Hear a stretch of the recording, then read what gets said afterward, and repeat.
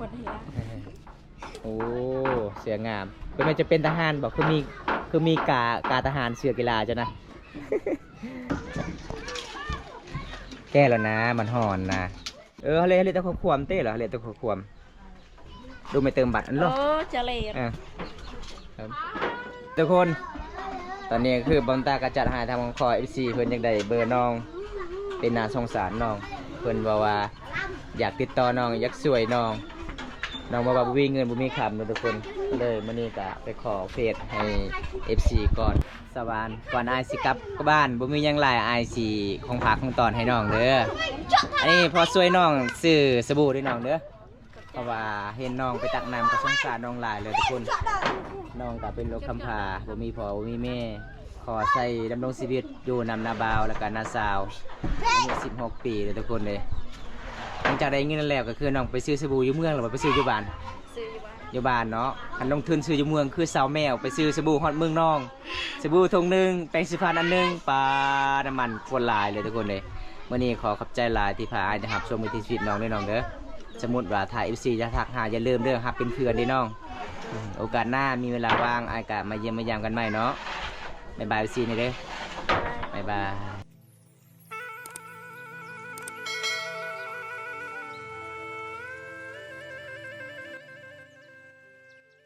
สวัสดีทุกคน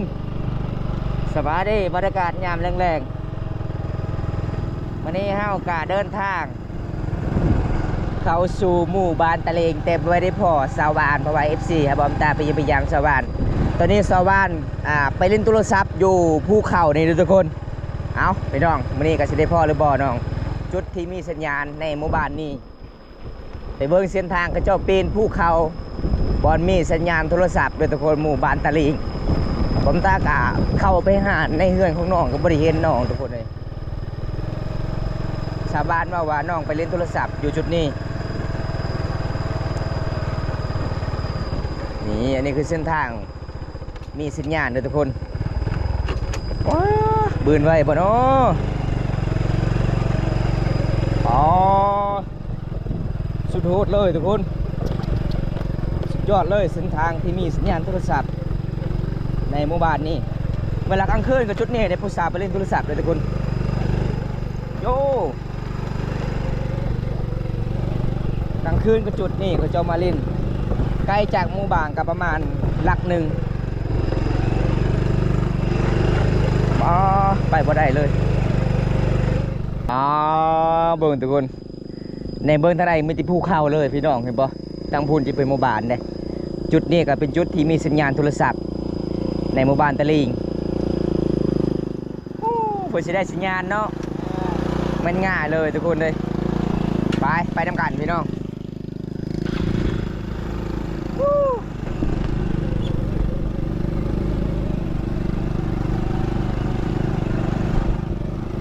เนี่ยบอกทุกคนจุดนี้แหละถ้าผู้ใดเสนหากับผู้สาวในหมู่บ้านนี่ต้องผู้สาวมาจุดนี้เลยทุกคนต้องปีนภูเขาหอจุดนี้จึงมีสัญญาณใดเลยพี่น้อง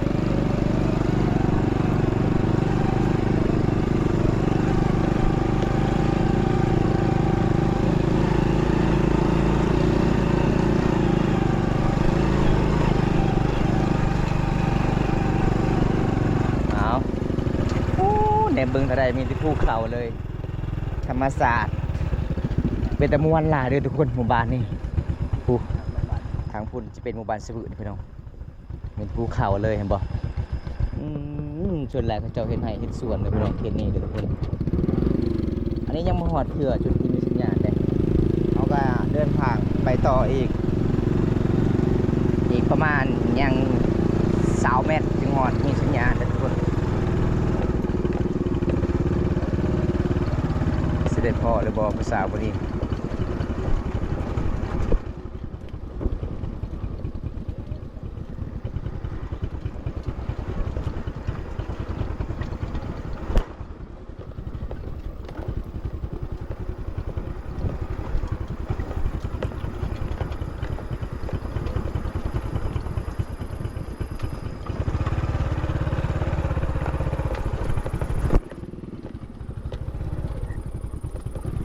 ใส่ผู้สาวบ่บงนี่ อันนี้เป็นบัตรเติมเงินนี่บ่เขาจะมาเล่นโทรศัพท์เขาจะเติมอยู่จุดนี้เลยนี่เขาจะอยู่จุดนี้ในเมื่อเท่าไรกับภูเขาล้วนๆเลย มาเมื่อนี้บ่ได้พอผู้สาวไปเล่นโทรศัพท์ทุกคนเลยจุดนี้แหละที่มีสัญญาณโทรศัพท์ในหมู่บ้านนี่เด็กพี่น้อง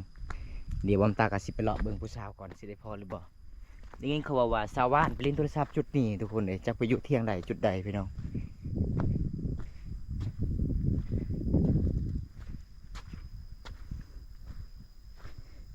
เพื่อสิมีสัญญาณกับแม่นเรื่องง่ายเลยเขาจอมาเล่นโทรศัพท์หลายคนนี่จุดนี้แหละทุกคนไปทางไหนก็เห็นเขาเจ้าเติมบัตรเติมเงินนี่นี่เห็นบ่บัตรเขาเจ้าเติมเงินเพื่ออยากได้เล่นโทรศัพท์สุดยอดเลยหมู่บ้านนี่ในเมืองทางไหนก็ภูเขาเลยทุกคนนี่ทางพูนก็จะเป็นมึงโตยพี่น้องมึงโตยทางพูนทางนี้จะเป็นมึงตำลานเลยทุกคนเลยภูเขาหมู่บ้านออกจากเมืองเอาไปเบิ่งผู้สาวก่อนได้พอหรือบ่มื้อนี้ผู้สาวเล่นโทรศัพท์ตอนนี้ก็คือบอมตากะสีออกจากในภูเขาที่มีสัญญาณทุกคนเลยบอมตากะไปหาสวรรค์ก็เลยบอมตากะไปหาโบเจอร์3ทุกคนเห็นแต่บัตรเติมเงินหรือว่าเน็ตเติมทุกคนเลยเขาเจ้าเติมละลายถูกบอลเลยพี่น้องจุดนี้แหละมีสัญญาณโทรศัพท์เห็นบ่พี่น้องตอนนี้บอมตากะสีไปเขาไปเยี่ยมไปยามสาวมิ่งอีกพี่น้องเลยสาวมีห่างลูกหนึ่งเพิ่นว่ายังโสดบ่มีไผอยู่ดูแลลูกสายเพิ่นต้องการคู่อยากดูแลซอยทุกคนเลยต้องการพอพี่น้องเอาได้ก็ไปติดตามชมกันละพี่น้องบอมตาสิลงจากภูเขาก่อนภูเขาสูงเลยในหมู่บ้านตะลิงเลยทุกคนขันเฮาย่างนี่ก็ตกประมาณ40 นาทีทุกคนเลยขันเฮาขี่รถก็ประมาณ 6-7 นาทีโอ้ภูเขาโคตรสูงเลยไปจะได้ลงหลอดอยู่บ่ทีมงานเฮาลงได้อยู่บ่วางเด้อแล้วบ่มีเบรกเด้อเดี๋ยวเชิดเห็นบ่ทุกคนควรอันตรายเลยพี่น้องเลยจุดที่มีสัญญาณผู้สาวไปลินกลางคืนเนี่ยเต็มจุดนี้เลยพี่น้องนี่อันนี้เป็นข่อยหอลงเลยความสูงก็ประมาณ50 เมตรประมาณ50 เมตรทุกคนเลย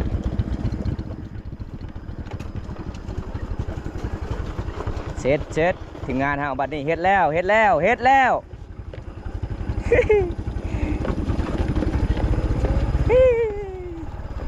ลำบากหลายเลยหมู่บ้านอยู่กับตีนภูเขาเพื่อจะได้สัญญาณเล่นทุกคนครับถ้าไปโทรก็ต้องขึ้นจุดนี้ไปน้องโทรได้สัญญาณโทรสัญญาณเน็ต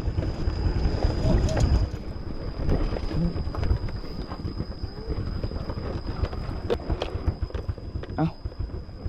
เก็บของรถตกเลยทุกคนนี่โอ้ตกไปเลย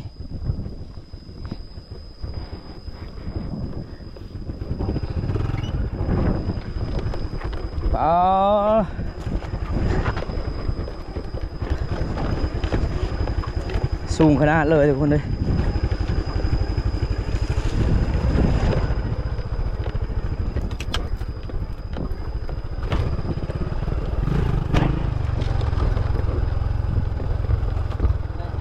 สุดยอด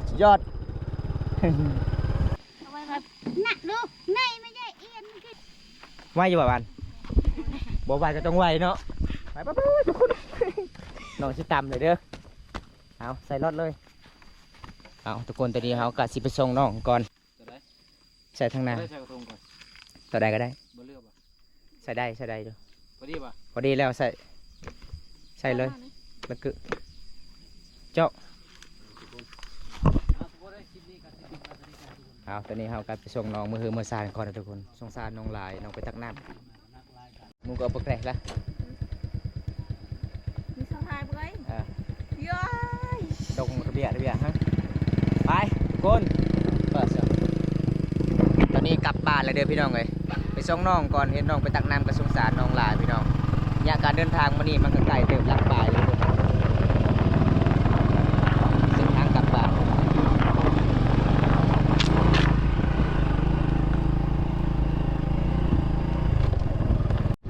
อันนี้คือเส้นทางเขาออกจากบอนเขาตักน้ำเลยทุกคนเส้นทางเมื่อหมู่บ้านเลยทุกคนเลย มีติดดินแดงเลยเพราะว่าน้องยางกับมีติดจุดนี่แหละพี่น้องยางไปยางมาเกือบประมาณลักป่ายเด้อเพื่อจะได้น้ำกินโอ้น้ำจุดนี้บ่มีแล้วเบิ้งระยะการเดินทางทุกคนสงสารน้องหลายก็เลยไปส่งน้องฮอดเฮือนฮอดศาล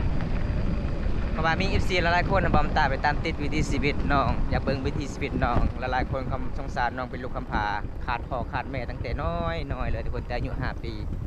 ตอนนี้บอมตาส่งมาฮอดเฮือนฮอดศาลน้องเลย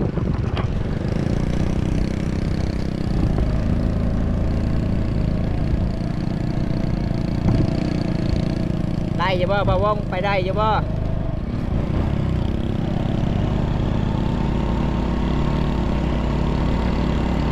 เส้นทางเป็นสั้นขนาดเลยทุกคน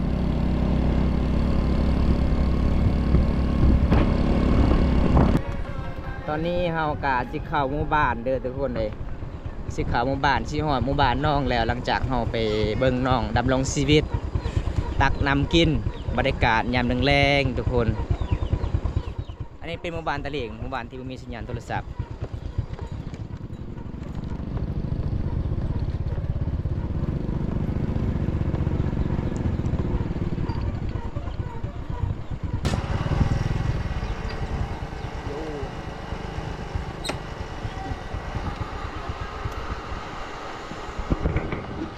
ยกไหวอยู่บ่สาวสาวานเอาไว้กระชูมาไอ้เพื่อสอยนี่นะเอายกไปเลยได้อยู่บ่เอาทุกคนตอนนี้น้องกะเมื่อฮอดเดือนฮอดศาสตร์เด้อพี่น้องอันนี้คือน้าสาวเพิ่นเอาหายเด้อน้าสาวฮับก่อนมาซอยก่อนไหวอยู่บ่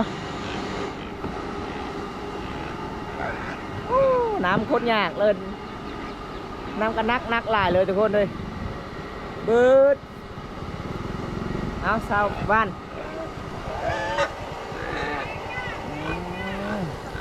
โดย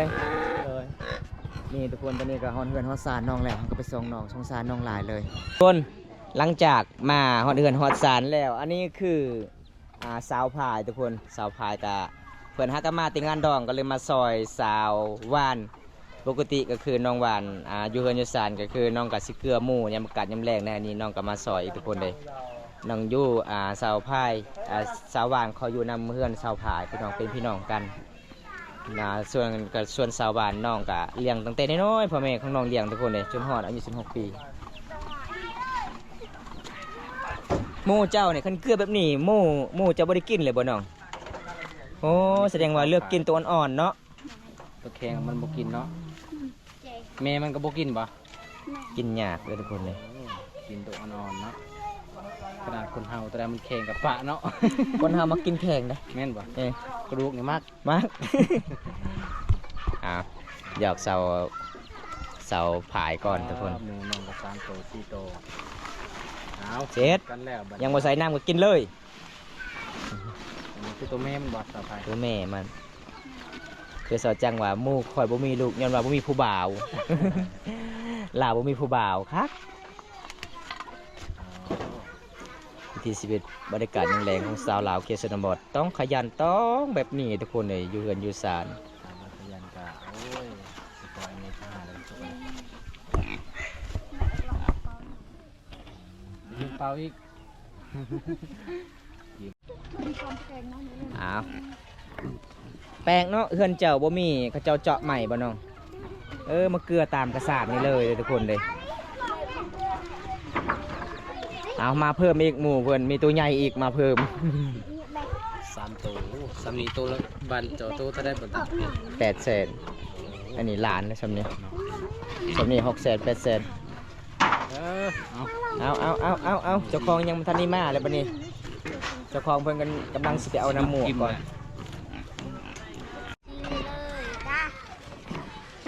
เอานี่ล่ะวิถีชีวิตบ้านเฮาสาวลาวทุกคนก็ต้องแบบนี้ขยันขันนงผ้าทุ่งแล้วก็คือมีแฟนแล้วเด้อทุกคนนี่น้องนุ่งส่งยังโสดเด้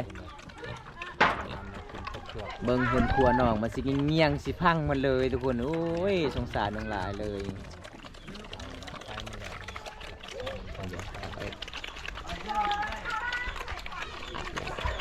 อัดเลย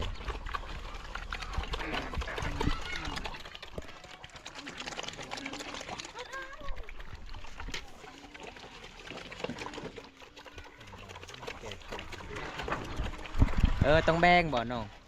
ลูกทางห้างเนาะอีเมเพิ่นทางห้างหากินกับอีเมแม่กินเบิดเด้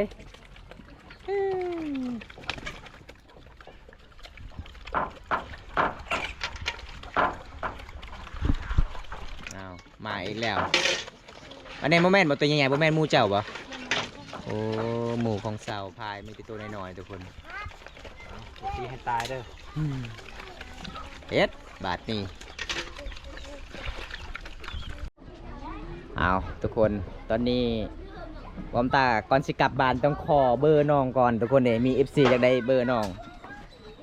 มาเป็นหมู่บ้านที่บ่มีสัญญาณยากทุกคนสิได้กดเบอร์ทุกคนประมาณจังโมงน้องไปอาบน้ำนะ6 โมงอาบน้ำมาดานนี่บ่สบานหลายคนเลยทุกคนสบานเต็มเห็นบ่ออกอยู่บ่เบอร์นะดาว110สี่เหลี่ยมมีสัญญาณบ่สับเจ้าเบิ่งทุกคนเดี๋ยวบัมตากลับไปเบิ่งโทรศัพท์ของบัมตามีสัญญาณหรือบ่พี่น้องเพราะว่า FC อยากได้เบอร์น้อง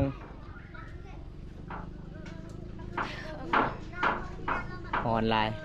ถาห้องไปยังคือบ่ได้แก่เสื้อนะ โอ้ลายสันอยู่เด้อโอ้เสื้องามเป็นมันจะเป็นทหารบอกคือมีกาทหารเสื้อกีฬาจ้ะนะ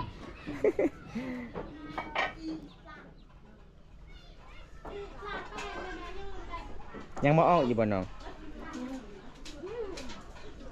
ออกอันนี้ยังบ่มีสัญญาณเลยสับไฟบ่มีเลยจะมี2 เพศแก้แล้วนะมันห่อนนะจักโมงจุเขียน10 โมงกลับบ่ เอาน้องว่าห่อนลายทุกคนตะบันรอมันยังมองบ่มีสัญญาณ1 ขีดในเฮือนน้องทุกคน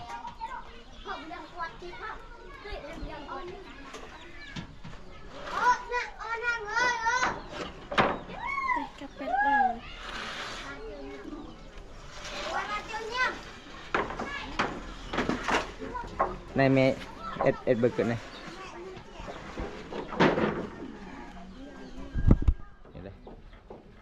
เละตะขวมเต้เหรอเละตะขวมดูไม่เติมบัตรอันหรอจะเละ